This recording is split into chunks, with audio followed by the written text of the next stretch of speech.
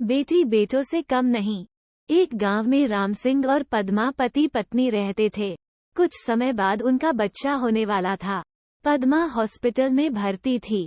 Nurse ने राम सिंह को आकर खुशखबरी दी कि आपके जुड़वां बच्चे हुए हैं। राम सिंह ने कहा कि दो लड़के, लेकिन नर्स ने कहा कि एक लड़का एक लड़की।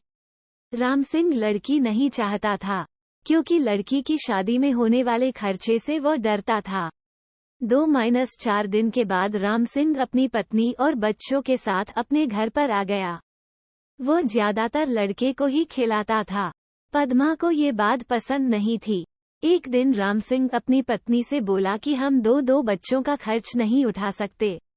हमारी आर्थिक स्थिति अच्छी नहीं है। इसके अलावा लड़की की शादी में होने वाले खर्चे को भी हम नहीं उठा सकते।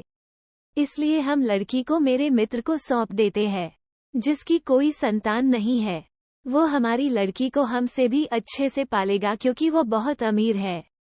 पद्मा ने अपनी लड़की को देने से मना किया, लेकिन राम सिंह के कहने पर दुखी मन से उसने अपनी लड़की को राम सिंह को सौंप दिया।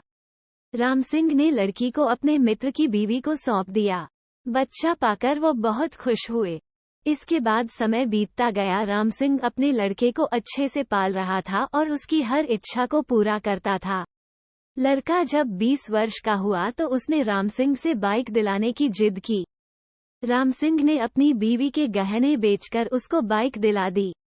कुछ समय बाद उसने अपने लड़के के लिए खेत बेचकर एक दुकान खुलवा दी, जिससे वो कुछ कमाने लग गया। फिर कुछ समय बाद उसकी शादी भी करा दी। शादी के बाद राम सिंह के लड़के का व्यवहार बदल गया। वो अपने पिता से बोला, आप मेरे ससुराल वालों को ताना मत मारा करो। रोज रोज वो किसी बात पर अपने माँ बाप से झगड़ा करता था। एक दिन उसने राम सिंह और पद्मा दोनों को उन्हीं के घर से निकाल दिया। बहुत समझाने पर भी वो नहीं माना। राम सिंह और उसकी पत्नी एक मंदिर में गए। वहां पहुंचकर पद्मा ने राम सिंह को कहा कि मंदिर का प्रसाद खा लेते हैं। जब पर प्रसाद ले रहे थे तो वहां पर राम सिंह के मित्र की पत्नी आ गई।